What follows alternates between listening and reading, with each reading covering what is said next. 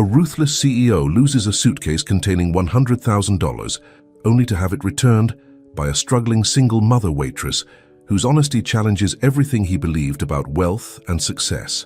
Their unexpected connection bridges two different worlds, proving that true riches aren't found in bank accounts, but in the hearts of those who dare to care. But before we continue, make sure to hit subscribe and let us know in the comments where you're watching from today.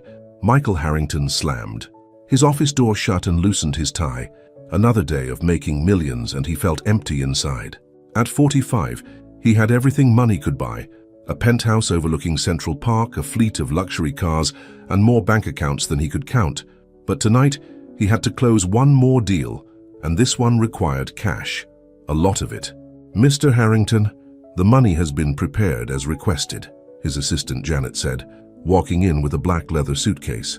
$100,000 in cash. Michael barely looked up from his phone. "Just put it on the desk and make sure my car is ready. I need to meet Wilson about that property downtown." The suitcase sat there while Michael argued on the phone with yet another business partner, trying to squeeze more money out of him.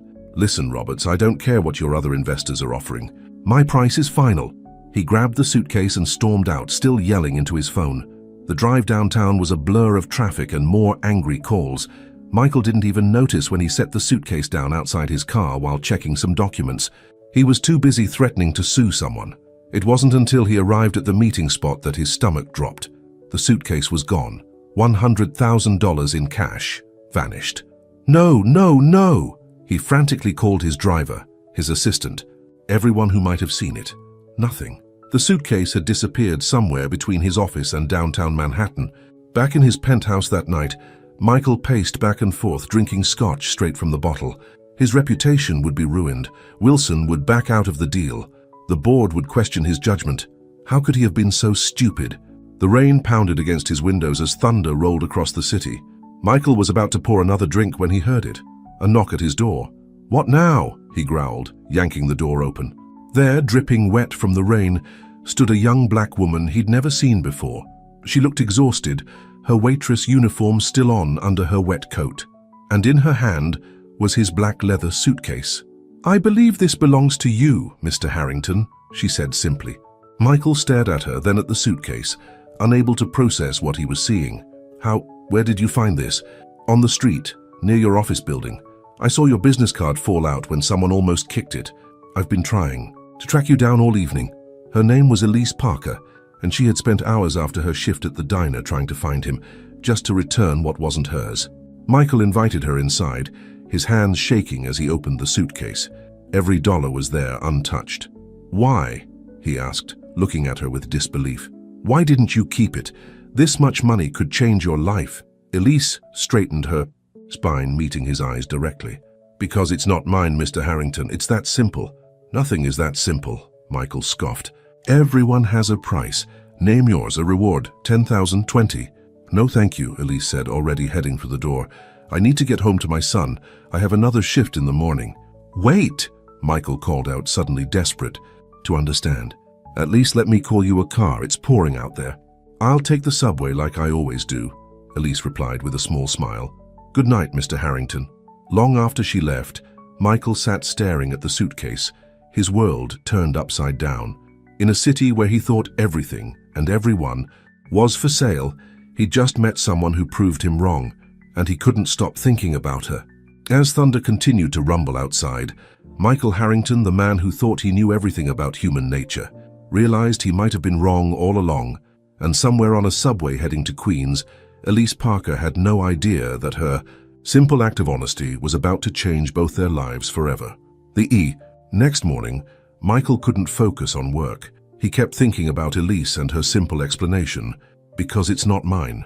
No one in his world ever thought that way. His assistant Janet noticed something was off when he barely touched his morning coffee. "Are you feeling all right, Mr. Harrington?" she asked. "Janet, I need you to find someone for me," Michael said. "Her name is Elise Parker. She works as a waitress somewhere in Queens." It didn't take long for Janet to track her down. Elise worked at Mabel's Diner, a small place that had been serving breakfast specials for 30 years. Without telling anyone where he was going, Michael got in his car and drove there. The diner was nothing like the fancy restaurants he usually visited. The smell of coffee and pancakes filled the air, and the seats were worn from years of use. And there she was, rushing between tables with a coffee pot in her hand. "More coffee, sir?" Elise asked without looking up, reaching his table. "Yes, please," Michael replied, watching as she finally recognized him. "Mr. Harrington, what are you doing here? I wanted to thank you properly for yesterday and maybe buy you lunch." Elise shook her head. "I'm working. And really, there's no need to thank me. I just did what anyone would do." "No," Michael said quietly. "They wouldn't. Please, just 30 minutes of your time. When's your break?" Elise sighed. "I have 15 minutes at 2 o'clock, that's all." At exactly 2, they sat in a booth at the back of the diner. Elise kept her apron on, knowing she'd have to rush back to work. "I have a son," she said, showing Michael a photo on her old phone. "Tommy, he's 8. He's the reason I work 2 jobs. He has asthma and the medical bills. Well, they're not easy, but we manage." "2 jobs and nursing school?" Michael asked, remembering the textbook he'd spotted in her bag the night before. "Night classes when I can afford them. I want Tommy to be proud of his mom." Elise checked her watch. "I should get back to work." "Let me help," Michael blurted out. "With Tommy's medical bills, your tuition—" "No," Elise cut him off firmly. "I'm not telling you this for money, Mr. Harrington. I don't need charity." "It's not charity, it's—" Michael struggled to explain. "You showed me something yesterday. Something I'd forgotten existed. Real honesty. Let me do something in return. You want to do something? Be a regular customer. Leave good tips. That's honest work, not handouts." For the next week, Michael came to the diner every day. He learned that Elise's second job was cleaning offices at night. He discovered that Tommy loved superhero movies and wanted to be a doctor someday. He found out that Elise hadn't taken a day off in months. His business associates started noticing the change in him. Michael was distracted during meetings, checking his watch until it was time to go to the diner. He stopped attending his usual fancy business lunches. Even his brother David noticed something was different. "What's going on with you?" David asked one day. "The board is talking. You've been disappearing every day, turning down meetings. Are you in some kind of trouble?" "I'm fine," Michael insisted. "Better than fine, actually. I'm just seeing things differently lately." But trouble was coming. Victoria Stone, Michael's ex-girlfriend and head of a rival company, had started asking questions about his sudden interest in a small diner in Queens. She had private investigators following him, taking photos. One evening, as Elise was leaving her office cleaning job, Victoria was waiting by her car. "So you're the waitress who's got Michael Harrington slumming it in diners," Victoria said with a cold smile. "How much are you really after, honey? Everyone has a price. Name it, and I'll double it to have you disappear from his life." Elise stood her ground. "I'm not after anything, and I'm not afraid of you." "You should be," Victoria warned. "You have no idea what you're getting into. Michael's world will eat you alive. And what would Tommy think if some unfortunate rumors about his mother started spreading around his school?" Elise felt her hands shake, but her voice stayed steady. "Stay away from my son." That night, when Michael came to pick her up after work, something he'd started doing despite her protests, Elise was quiet. "What's wrong?" he asked, noticing her silence. "This was a mistake," Elise said softly. "You and me, we're from different worlds, Michael. Maybe we should stop pretending otherwise." "What happened? Did someone say something to you?" "It doesn't matter. I need to think about Tommy. I can't risk—" "Elise," Michael reached for her hand. "Tell me what happened, please." As rain started falling outside, Elise faced a choice. Tell Michael about Victoria's threats and risk making everything worse, or walk away from the first man who'd made her believe in love again. Either way, she knew nothing would ever be the same. The car ride was silent as rain pounded against the windows. Michael kept glancing at Elise, waiting for her to speak. Finally, she took a deep breath. "Your ex-girlfriend, Victoria Stone, paid me a visit tonight," Elise said quietly. "She offered to pay me to stay away from you. When I refused, she threatened to spread rumors about me at Tommy's school." Michael's hands tightened on the steering wheel. "She did what?" "This is exactly why this won't work, Michael. Your world, it's all about power and money and threats. I can't expose Tommy to that." Michael suddenly pulled the car over, turning to face her. "Listen to me, Elise. Victoria doesn't represent my world. Not anymore. And I won't let her threaten you or Tommy. How can you stop her? She's right about one thing. I don't belong in your world. Today at the diner, I overheard some of your business friends laughing about you eating at such a cheap place. They were joking about what spell the waitress must have put on you. I don't care what they think, Michael insisted. For the first time in years, I'm happy, really happy. When I'm at that diner, eating slightly burned toast and drinking coffee that you always remember to make exactly how I like it, that's when I feel real. Elise wiped away a tear. It's not that simple. Why not? Because people like Victoria say so? Because we come from different backgrounds? The night you returned that suitcase, you showed me that honesty and integrity still exist. Don't let Victoria make you doubt yourself now. Just then, Elise's phone rang. It was Mrs. Martinez, her elderly neighbor who watched Tommy when she worked late. Tommy's having an asthma attack, Mrs. Martinez said, panic in her voice. I can't find his inhaler. We're on our way, Elise said, her face pale. Tell him to stay calm and breathe slowly like the doctor showed him. Michael didn't hesitate. He turned on the emergency lights and drove as fast as safely possible through the rain-slicked streets. When they reached Elise's apartment building, the elevator was broken, as usual. 4th floor, Elise said, already running toward the stairs. They found Tommy sitting on the couch, struggling to breathe while Mrs. Martinez patted his back. Elise ran to her bedroom and found the spare inhaler in her dresser drawer. Within minutes, Tommy's breathing began to normalize. Michael watched as Elise held her son, whispering soothing words and stroking his hair. In that moment, seeing them together, he knew he couldn't let Victoria or anyone else destroy what was growing between them.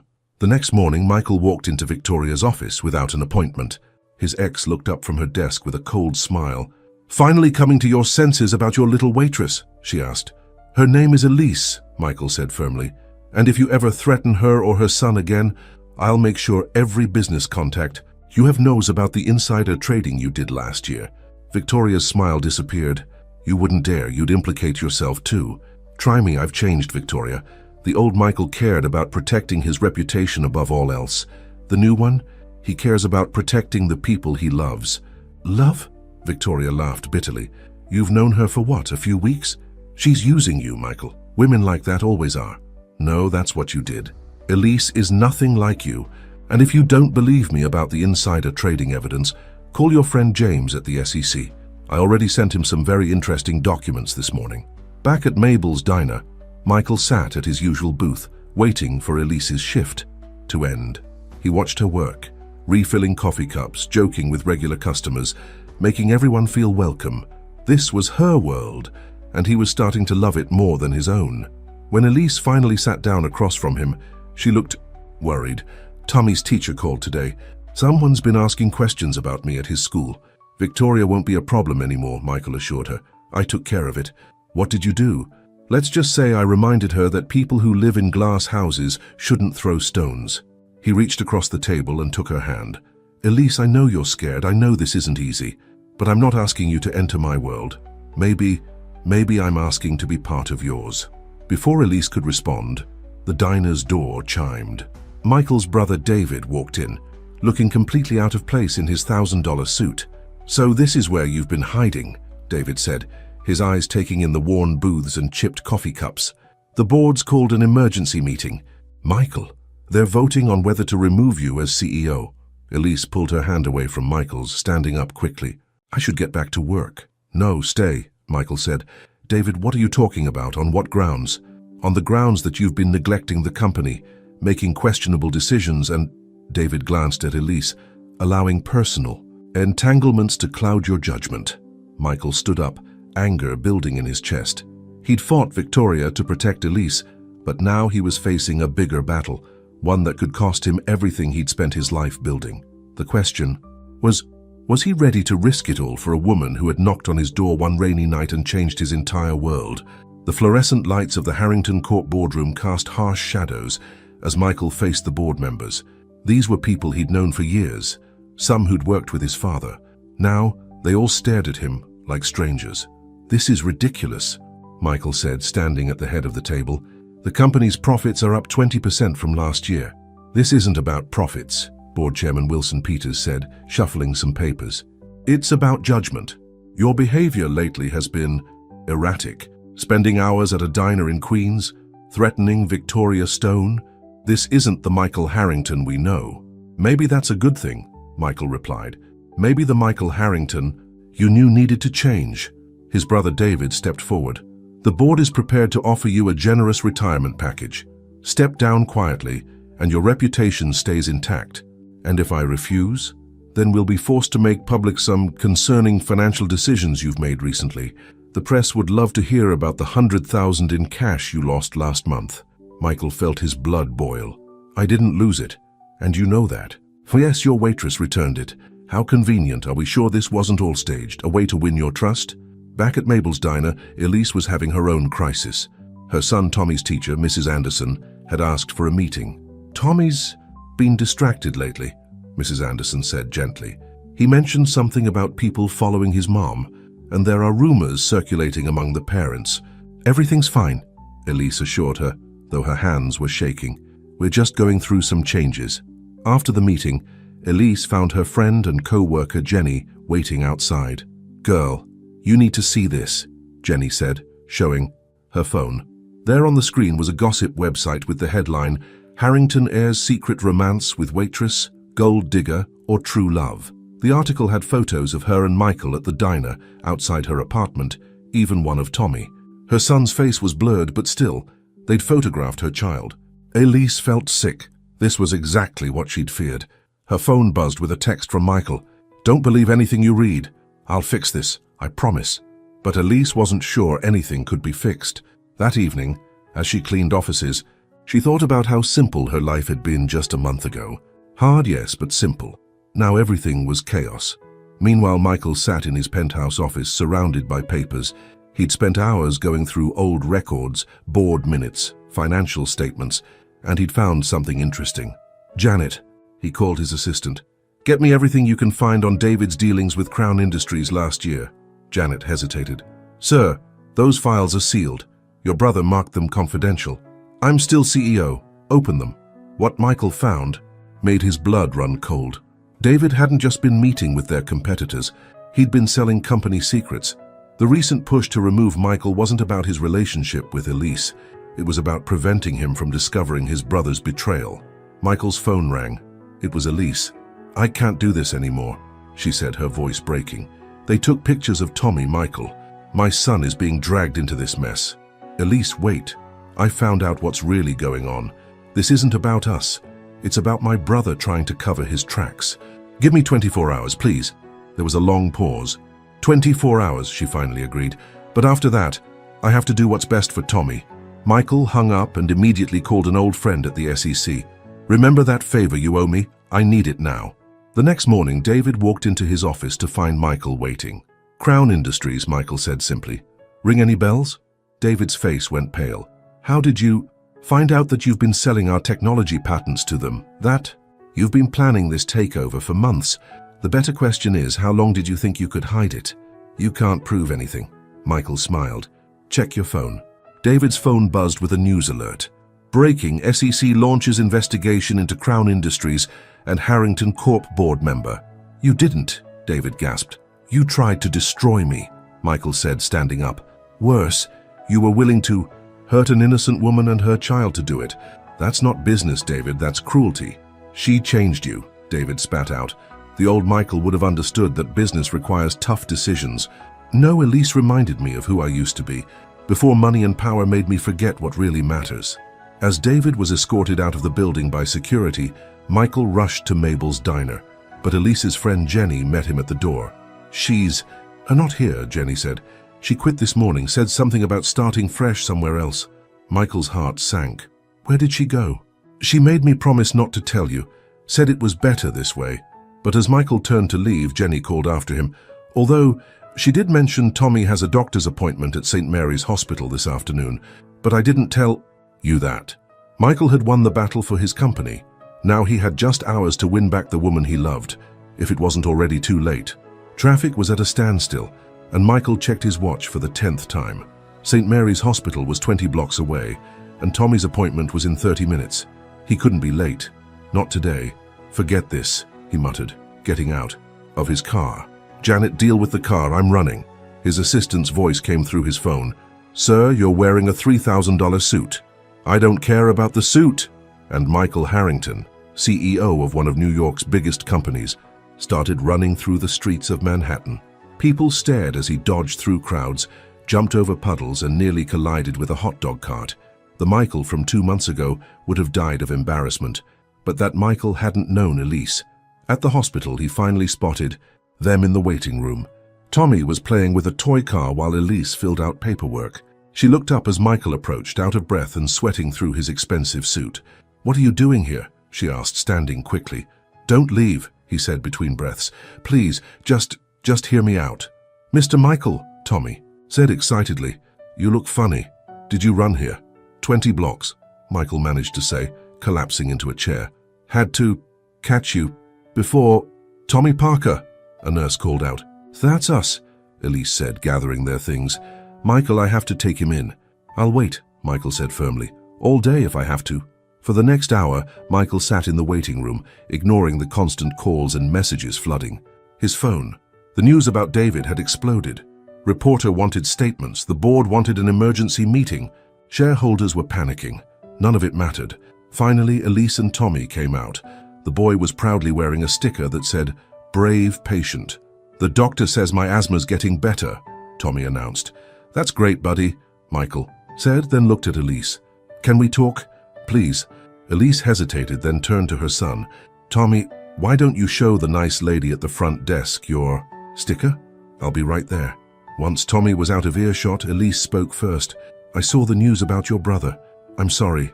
"I'm not," Michael said. "David made his choices. But Elise, you have to know.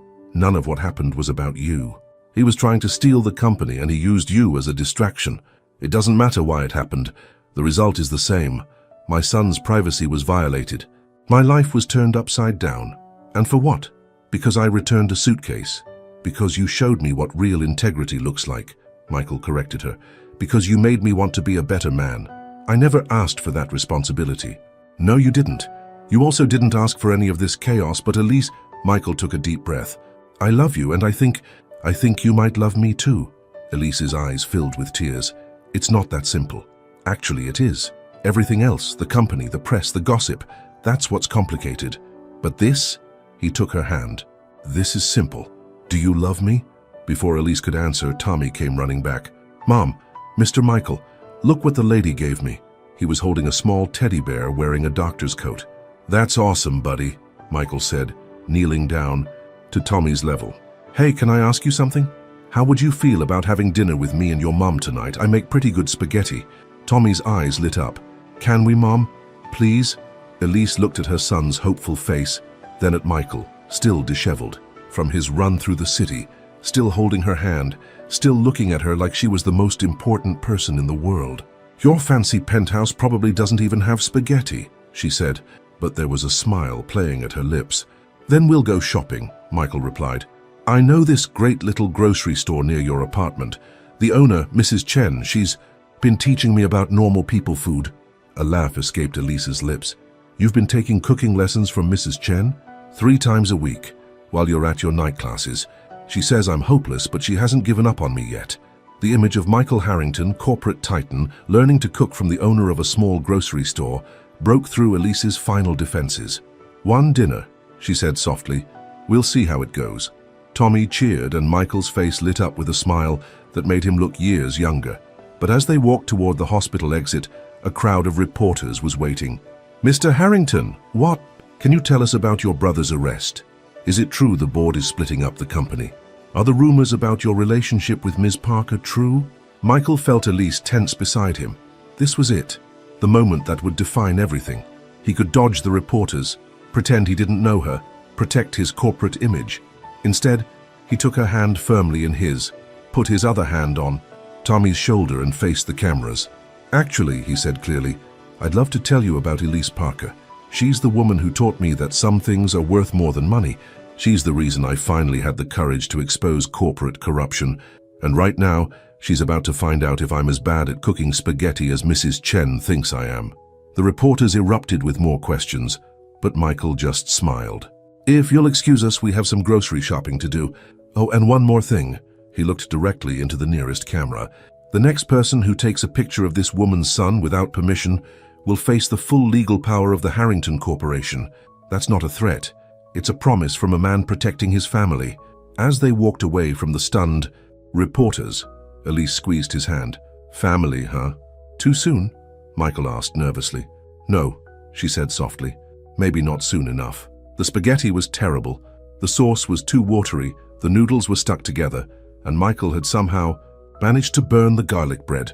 But sitting around Elise's small kitchen table, with Tommy telling animated stories about school, and Elise trying not to laugh at Michael's wounded expression, it was the best dinner he'd ever had. Maybe we should order pizza, Michael suggested, poking at a clump of pasta. No way, Elise said, taking another brave bite. You cooked this for us, we're eating it. Mom says we have to appreciate when people do nice things, Tommy added wisely, though he was mostly pushing the spaghetti around his plate. The next few weeks brought changes no one had expected. Michael insisted on handling the press, making it clear that his private life was not up for discussion, but merging their worlds proved more challenging than anyone anticipated. One morning, Elise woke up to find an army of cleaners in her apartment. "Michael," she called out, still in her pajamas, "what is this?" "I thought it would help," he said, looking confused. "You work so hard. I wanted to make things easier by having strangers go through my things without asking me. This is my home, Michael. You can't just take over like this." The cleaners were sent away, and Michael learned his first lesson about love. Good intentions weren't enough. He had to learn to ask, to listen, to understand that his way wasn't always the right way. Then came the parent-teacher conference at Tommy's school. Michael insisted on attending with Elise. "Mr. Harrington," Tommy's teacher said, clearly flustered by his presence, "we weren't expecting you. Please call me Michael. I want to be involved in Tommy's education." But after the meeting, Elise was quiet. "What's wrong?" Michael asked, as they walked to the car. "I thought it went well. It did, too well. Did you notice how differently they treated us because you were there? Last year, when I asked for extra help with Tommy's reading, they said they were too busy. Today, they're offering private tutoring and special programs." Michael started to understand. His presence, his name, his money, they changed how the world treated Elise and Tommy, and not always in ways that felt right. The real test came when Michael suggested they move in together. He had found a beautiful brownstone. Not as flashy as his penthouse, but still elegant. "It's perfect," he said excitedly. "Plenty of room for Tommy to play, a garden for you, and it's close to your nursing school." "Michael," Elise said gently, "we can't afford this."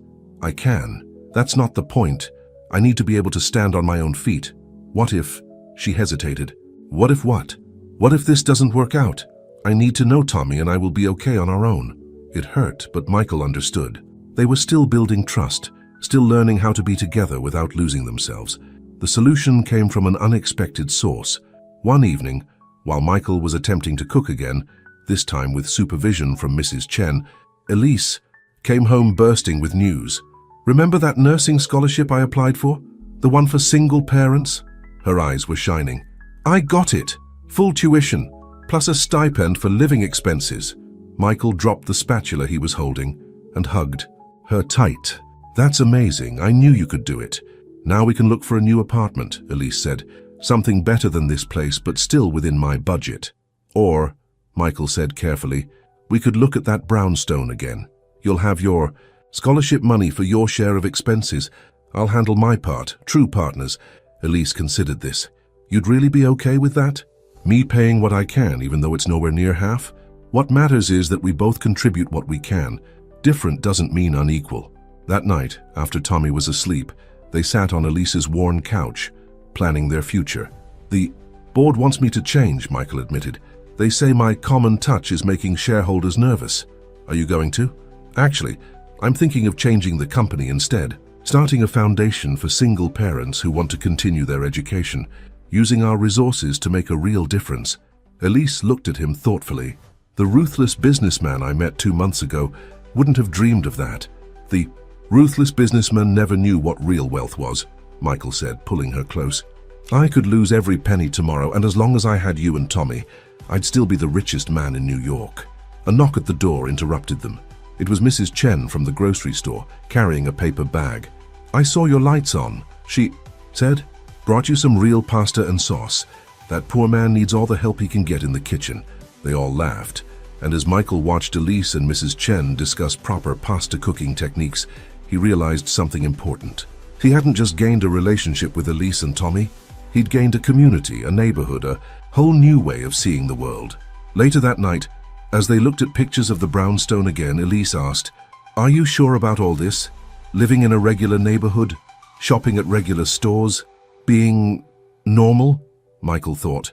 About his empty penthouse, his lonely business dinners, his life before that rainy night when Elise knocked on his door. I've never been more sure of anything, he said, though I do have one condition. What's that? We're hiring a cooking tutor. Mrs. Chen deserves a break. Moving day brought chaos to the brownstone. Elise's modest furniture looked lost in the larger spaces, while Michael's expensive pieces seemed oddly out of place. Tommy ran from room to room, claiming every space as his new headquarters. Where should we put this? Asked one of the movers, holding up a crystal vase worth more than Elise's old apartment's yearly rent. The donation pile, Michael said, without hesitation. We're starting fresh. But starting fresh wasn't as simple as getting rid of old furniture. The annual Harrington Corporation Charity Gala was approaching, and Michael wanted Elise and Tommy there. It's important for the company, he explained over breakfast. The board is still nervous after everything with David. They need to see stability. Elise looked down at her nursing textbook. I have an exam the next day. You can study after. Please, I need you there. The night of the gala arrived, and Elise felt like an imposter in her new designer dress. Tommy, at least, was having fun, charming everyone in his little tuxedo. Michael tells us you're in nursing school, one board member's wife said with a practiced smile. How ambitious. Though surely now that you're with Michael, you don't need to work. Before Elise could respond, another woman joined them. I hear you used to be a waitress? My niece is a waitress too, perhaps you know her. She works at that lovely French place downtown. Elise felt her face burn. They were being polite, but their message was clear. She didn't belong. Across the room, Michael was dealing with his own challenges. Alexander Reed, his largest shareholder, was expressing concerns. The Foundation for Single Parents, the community outreach programs, it's all very noble, Michael, but our investors are worried you're losing focus. Our profits are up 15% since last quarter, Michael pointed out. Yes, but your image? Look, no one's questioning your right to personal happiness, but perhaps Ms. Parker could keep a lower profile. The press still talks about her returning that suitcase. Some people think it was staged. Michael's response was cut off by a commotion near the dessert table. Tommy had accidentally knocked over a display of chocolate fountains and melted. Chocolate was everywhere. I'm sorry. Tommy was close to tears. I just wanted to see how it worked. Elise rushed to comfort him, not caring that chocolate was getting on her expensive dress. But she could hear the whispers, see the looks. That night, after Tommy was asleep in their new home, Elise found Michael in his study. Maybe they're right, she said quietly. Maybe I should keep a lower profile. No, Michael said firmly. They're the ones who need to change, not you. It's not just about me. Did you see how they looked at Tommy? Like he was some kind of invasion from another world? Then we'll build our own world, Michael declared. But even as he said it, he knew it wouldn't be that simple. The next morning, Elise got an unexpected call from her old boss at Mabel's diner. Jenny's out sick, he said. We're swamped. I know you've got your new life and all, but I'll be there in 20 minutes, Elise said without hesitation. When Michael came looking for her later, he was surprised to find her in her old waitress uniform, serving coffee to regular customers who greeted her like family. What are you doing? He asked, confused. Being me, she replied, filling a customer's cup. I needed to remember who I am. Michael watched her move through the diner with confidence and grace. Here, she wasn't Michael Harrington's girlfriend or an outsider in a designer dress. She was just Elise, and everyone loved her for it. He sat down at the counter, and she brought him coffee without asking. 2 sugars, light cream, she said with a smile. Some things don't change. You didn't have to do this, he said softly. Yes, I did. Michael, I love you, and I love our life together. But I can't lose myself in your world. I need to keep parts of who I was. As if to prove her point, Tommy burst through the diner's door after school, greeting all the regular customers by name. Mom, Mr. Earl helped me with my math homework while he had his coffee. Mr. Earl, a retired teacher who'd been coming to the diner for 20 years, beamed with pride. The boy's got a good head for numbers. Michael looked around the diner, at the mix of working people and students, at the comfortable way Tommy moved through the space, at Elise in her familiar uniform. He thought about the stiff formality of the gala, the whispers, the judgments. Then he had an idea. What if, he said slowly, instead of trying to fit into my world or staying completely in yours, we built something new, Something that takes the best of both. What do you mean? The foundation I'm starting. Instead of running it from a corporate office, what if we based it here, in real neighborhoods with real people? Elise raised an eyebrow. You want to run a multi-million-dollar foundation from a diner? Why not? This place knows more about community than any boardroom I've ever been in. Before Elise could respond, the diner's door chimed again. This time, it was Alexander Reed, looking extremely out of place in his $1,000 suit. Michael, he said stiffly, we need to talk about your recent decisions. But as he stood there, Tommy came running up. Mom, can I have a chocolate milkshake? I finished all my homework. Homework first, sweets later, Elise said automatically. Those are the rules. Alexander watched this exchange with surprise, then even more surprise when Michael added, listen to your mom, buddy, rules are rules. Somehow Alexander found himself sitting at the counter while Elise poured him coffee. An hour later he was still there, listening to Michael's plans for community-based charitable initiatives. You know, Alexander said thoughtfully, my mother ran a diner like this, paid my way through business school with those tips. He looked at Elise. She would have liked you. As the sun set outside Mabel's diner, something shifted. It wasn't a complete victory. There would still be galas to attend, judgments to face, challenges to overcome. But in that moment, watching Alexander Reed eat a slice of apple pie while Tommy showed him his math homework, Michael and Elise knew they were on the right path.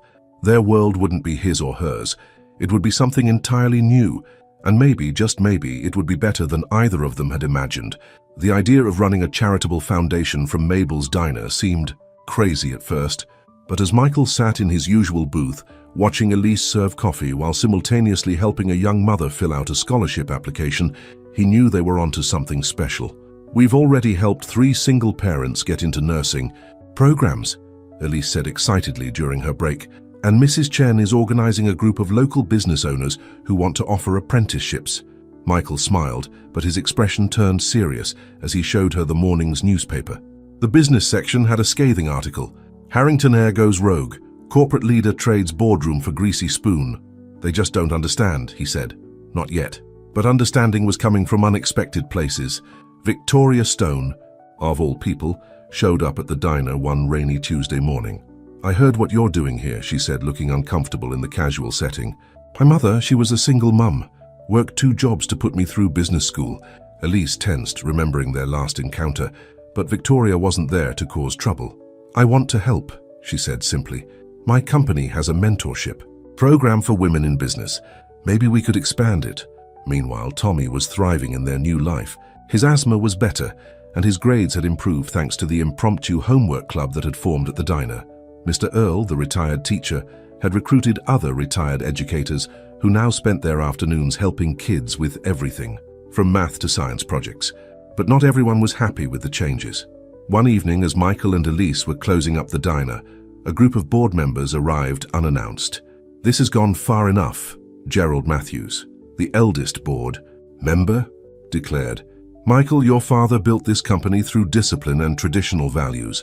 What would he think of this? He gestured around the diner, where the walls were now covered with flyers for education programs and job training opportunities. My father, Michael said thoughtfully. Let me tell you about my father. His first job was as a janitor. He worked nights and studied during the day. Someone gave him a chance, helped him get his start. That's all we're doing here, giving people a chance. It's not just about chances, Elise added quietly. It's about dignity. Every person who comes through that door has value, has potential. We're just helping them see it. Tommy, who had been doing his homework nearby, spoke up. Like how Mr. Earl helped me with fractions. Mom, tell them about Maria, who's going to medical school. Gerald Matthews looked at Tommy, then at the hope shining in the boy's eyes, and something in his stern expression softened. Perhaps, he said slowly, I could stop by next week, see this program of yours in action. The real breakthrough came when Michael convinced the board to hold their next charity committee meeting at the diner. Bankers in expensive suits sat next to construction workers on their lunch break. Corporate lawyers shared tables with nursing students. The thing is, Michael explained to the board, we've been doing charity from a distance, writing checks, from high-rises to people we never meet. But here we see the impact every day. As if to prove his point, a young woman approached their table, tears in her eyes. Sorry to interrupt, she said, but I just got accepted to law school. The foundation's scholarship I never thought I'd have this chance. My kids will see. Their mom become a lawyer. The board members shifted uncomfortably in their seats, but Alexander Reed spoke up. You know, he said, we spend millions on market research to understand our communities. Maybe we've been going about this all wrong. That night, after everyone had left, Elise found Michael sitting alone in their favorite booth. Penny, for your thoughts, she asked, sliding in beside him. I was just thinking about that night you returned the suitcase, he said. I thought I was the one with all the power, all the answers. But you had something I'd never understood before. What's that? Real wealth. The kind that comes from being part of a community, from helping others, from knowing who you are and standing firm in your values. Elise leaned her head on his shoulder. We're building something special here, aren't we? We are. Though I have to admit, I never thought I'd be so happy about trading board meetings for burger specials. Just then, Tommy came running in from the kitchen where he'd been helping Mrs. Chen clean up. Mom, Michael, Mrs. Chen's grandson got into college. First one in their family. Can we have a party? Of course we can, buddy, Michael said, ruffling Tommy's hair. That's what family does. Family, Tommy repeated thoughtfully. You know, Michael, since you and Mum are getting married next month, does that mean I can call you Dad? Michael froze, his heart skipping a beat. They hadn't told Tommy about the engagement yet, wanting to find the right moment. How did you know about that? Elise asked, surprised. Tommy grinned. I saw Michael asking Mrs. Chen how to hide the ring in a fortune cookie. She said it was a bad idea because someone might eat it. Michael laughed. Well, there goes my romantic proposal plan. Good, Elise said, kissing him softly. I like this version better. Outside, the city lights twinkled as night fell. Inside Mabel's diner, a family, unconventional as it might be, held each other close. And in that moment, the distance between penthouses and diners, between boardrooms and coffee counters, didn't seem so great after all. Because sometimes the greatest journeys aren't about moving up in the world, but about finding where you truly belong. And sometimes the most valuable things in life don't come with price tags. They come with coffee refills, homework help, and love that crosses all boundaries. Wedding planning brought out the clash between their worlds all over again. Michael's event planner presented elaborate plans for a 500-guest extravaganza at the Plaza Hotel. Elise wanted a simple ceremony in the park near the diner. The board expects certain things, Michael's assistant Janet explained gently. The Harrington wedding will be the social event of the season. But it's not the Harrington wedding, Elise said firmly. It's our wedding, mine and Michael's. The tension came to a head during a cake tasting session at an exclusive bakery. The owner kept directing all questions to Michael, ignoring Elise completely. Perhaps Madame would prefer something more simple, the baker suggested with a condescending smile when Elise spoke up. Michael put down his fork. Actually, we need to go. There's another bakery we need to visit. He drove them straight to Mrs. Chen's cousin's small bakery in Queens. Best red velvet cake in New York, Mrs. Chen had told them, and Linda will treat you like family. The tiny shop was cramped and didn't have fancy presentations, but Linda welcomed them with genuine warmth. She listened to their ideas, shared her own suggestions, and treated Elise like her opinion mattered. This is it, Elise said, tasting a perfectly moist vanilla cake with fresh fruit filling. This is our wedding cake. But just when they thought they'd found their balance, David resurfaced. Michael's brother had been released pending his trial, and he was desperate to repair his reputation. I want to make things right, he said, showing up at the diner one morning. Let me help with the wedding. Show everyone our family is still strong. Our family, Michael repeated coldly. You tried to destroy everything I care about. I was wrong, David admitted. Seeing what you've built here, it's different from what Dad would have done, but it's making a real difference. Please, brother, give me a chance to be part of it. Before Michael could respond, Tommy came bouncing up to their table. Uncle David, he said excitedly, want to see my science project? Mr. Earl helped me build a real volcano. David looked startled at being called Uncle David, but something in his expression softened as Tommy dragged him over to see the project displayed proudly near the diner's entrance. Later that night, Elise found Michael staring at old family photos. What are you thinking? She asked. That maybe everyone deserves a second chance, he said quietly. Isn't that what we're teaching people here every day? The wedding plans slowly came together, but not in the way anyone expected. The ceremony would be held in the park, but the reception would be at Mabel's diner, transformed for the evening into something magical, but still true to itself. The guest list was as mixed as their lives had become. Corporate executives would sit next to diner regulars. Society ladies would share tables with nursing students. Tommy would be the ring bearer, and Mrs. Chen was the unofficial wedding planner. But a week before the wedding, crisis struck. The press got hold of David's involvement in the wedding plans, and the story exploded. Business reporters questioned Michael's judgment. Society columnists predicted disaster. Some corporate sponsors threatened to pull out of the foundation. Elise found Michael in their bedroom, looking defeated. "Maybe we should postpone," he said.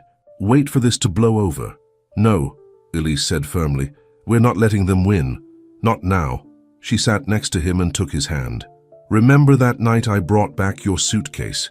You asked me why I did it, and I said because it wasn't mine. Well, this life we're building, it is ours, all of it. The messy parts, the beautiful parts, the parts that don't fit anyone else's expectations. But the foundation. We'll be stronger for showing that we believe in second chances. Real ones." The next day, instead of hiding from the press, they invited them to the diner. David stood beside his brother as Michael announced the foundation's new initiative, a program specifically designed to help former white-collar offenders rebuild their lives through community service and mentorship. "Everyone deserves a chance to change," Michael told the reporters. "I know because loving Elise and Tommy changed me." The story shifted. What had been a scandal became a story of redemption, of family, of second chances. The night before the wedding, the diner was busy with final preparations. Paper lanterns hung from the ceiling, and fresh flowers filled every corner. But it still smelled like coffee and apple pie, and the regulars still came in for their usual orders. Tommy sat at the counter, practicing his ring bearer duties with Mr. Earl. Victoria Stone was there too, helping Mrs. Chen arrange flowers and actually laughing at the older woman's jokes. David worked quietly in the background, hanging decorations and following Mrs. Chen's strict instructions. "You know what's funny?" Elise said to Michael as they watched their unlikely family come together. "If you hadn't lost that suitcase—" "I didn't lose it," Michael corrected her with a smile. "I left it exactly where you would find it."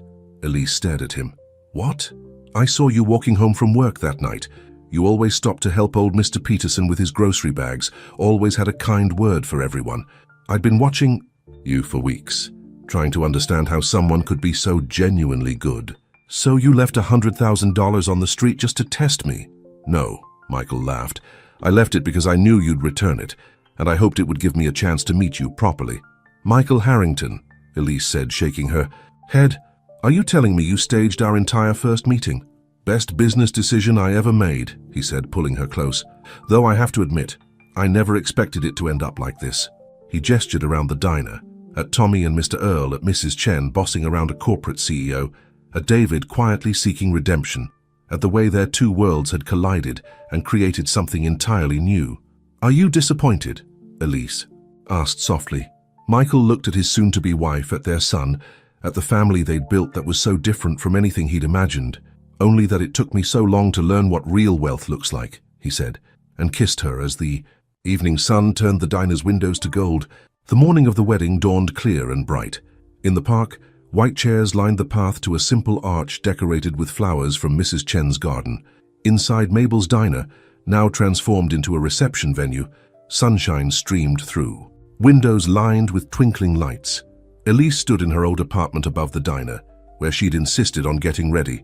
Her wedding dress wasn't from a fancy boutique. It was made by Mrs. Martinez, Tommy's former babysitter, who turned out to be a skilled seamstress. "Something borrowed," Jenny said, holding out a delicate silver bracelet. "It was my grandmother's." "Something blue," Mrs. Chen added, pinning a forget-me-not to Elise's bouquet. "Something old," Victoria Stone said quietly, surprising everyone. She held out a small box. "It was my mother's necklace. She wore it at her wedding. She was a waitress, too, back then." Elise touched the simple pearl necklace with trembling fingers. "Victoria, I don't know what to say." "Say you'll wear it, and that you'll keep taking care of Michael. He's different now. Better." In another room above the diner, Michael adjusted his tie while David helped Tommy with his ring-bearer duties. "Nervous?" David asked his brother. "Not about marrying." "Elise," Michael said, "but I want everything to be perfect for her." "It already is," David replied. "Because you finally learned what she knew all along. That perfect isn't about appearance, it's about being real." Tommy bounded over, proudly showing off his suit. Mom's going to cry when she sees us. Happy tears, though. You know what, buddy? Michael knelt down to Tommy's level. Before we go down, I have something for you. He pulled out a small box. Inside was a gold pocket watch with an inscription, "To my son, Tommy. Time is precious, but love is timeless." Love, Dad? Tommy's eyes went wide. Really? You want me to call you Dad? More than anything, if you want to. Tommy threw his arms around Michael's neck. I've been practicing. Want to hear how it sounds? Dad, Dad, Dad. Meanwhile, the park had filled with an unusual mix of guests. Corporate executives sat next to diner regulars. Society ladies chatted with nursing students. Mr. Earl had organized a small choir of neighborhood children to sing. When the music started, Tommy walked down the aisle first, carefully carrying the rings and occasionally stopping to wave at people he knew, which was nearly everyone. Then Elise appeared and the whole world seemed to hold its breath. She walked down the aisle alone, but she was far from lonely. Every step was lined with people who had become family. Mrs. Chen wiped away tears. Mr. Earl beamed with grandfatherly pride. Even Alexander Reed was seen dabbing at his eyes with a silk handkerchief. Michael, waiting under the arch, felt his heart stop when he saw her. She wasn't wearing an expensive designer dress or dripping with diamonds. She was simply Elise, beautiful, real, and entirely herself. Their vows weren't traditional. How could they be? I promise to always return what isn't mine, Elise said with a smile, except for your heart, which I plan to keep. I promise to never again think I can buy happiness, Michael replied, because you taught me that the best things in life aren't things at all. Tommy insisted on adding his own promise. I promise to always do my homework and help at the diner, and love both my parents even when Dad burns the toast. After the ceremony, the celebration moved to the diner. Crystal champagne glasses sat next to coffee mugs. Gourmet canapes shared space with Mabel's famous apple pie. Linda's wedding cake took center stage, 5 tiers of simple elegance that somehow bridged both their worlds. David stood to make his best man speech, his hands shaking slightly. When we were kids, he said, Michael and I thought we knew what success looked like. Corner office, expensive car, all the trappings of wealth. But my brother found something I'm only now beginning to understand, that true success is measured by the lives you touch, the community you build, and the love you share. As the evening went on, something magical happened. The lines between their two worlds began to blur and then disappear altogether. A Supreme Court judge got into a heated discussion about baseball with Mr. Earl. Victoria Stone learned to make coffee from Jenny. Alexander Reed's wife signed up to volunteer at the foundation. Near midnight, Michael found Elise sitting in their favorite booth watching the dancing. Happy? He asked, sliding in beside her. Look, she said, pointing to the dance floor. Tommy was teaching David how to do some complicated handshake he'd learned at school. Mrs. Chen was waltzing with Alexander Reed. Victoria was helping Mr. Earl hand out pieces of wedding cake. Remember when we thought our worlds were too different to mix? Elise asked. Turns out we were wrong about a lot of things, Michael said. The board meeting tomorrow will be interesting. Oh? Well, it might be a bit unconventional having it here at the diner, but since we own it now. Elise sat up straight. We what? Wedding present from the previous owner. He's retiring and said there's only one couple he trusts to keep Mabel's legacy alive. Tears filled Elise's eyes. So we really can have it all? The foundation, the diner, our family? Speaking of family, Michael nodded toward the door. Tommy was there, now wearing his suit jacket like a cape and performing magic tricks for a group of children, a mix of corporate kids and neighborhood friends, all laughing together. Dad, he called out, come see my new trick. Mom taught me during her break yesterday. Michael squeezed Elise's hand. Shall we? They joined their son, their family, their community, all the pieces of their lives that had somehow fit together, perfectly, like a puzzle they hadn't known they were solving. Later that night, after the last guest had left and Tommy had fallen asleep on a pile of tablecloths, Michael and Elise stood outside the diner, the same spot where, months ago, she had found a suitcase that changed both their lives. You never did cash that reward check I offered you, Michael remembered. I didn't need it, Elise said. I got something better. What's that? She looked at their diner, at the sign that now read Mabel's Where Community Meets Coffee, at the foundation office they'd built next door, at the life they'd created that was bigger and better than either of them had dreamed. I got everything, she said simply, and kissed him under the starlit sky. Inside the diner, the coffee machine hummed softly, ready for another day of serving lawyers and laborers, dreamers and doers, all the people who had become part of their extended family. Because sometimes the greatest love stories aren't about overcoming differences, but about realizing that underneath it all, we're all just people looking for a place to belong. And sometimes that place is a diner in New York City, where a lost suitcase and an honest heart proved that happy endings don't just happen in fairy tales. They happen when two people are brave enough to knock on each other's doors and strong enough to keep them open for others to walk through. The end.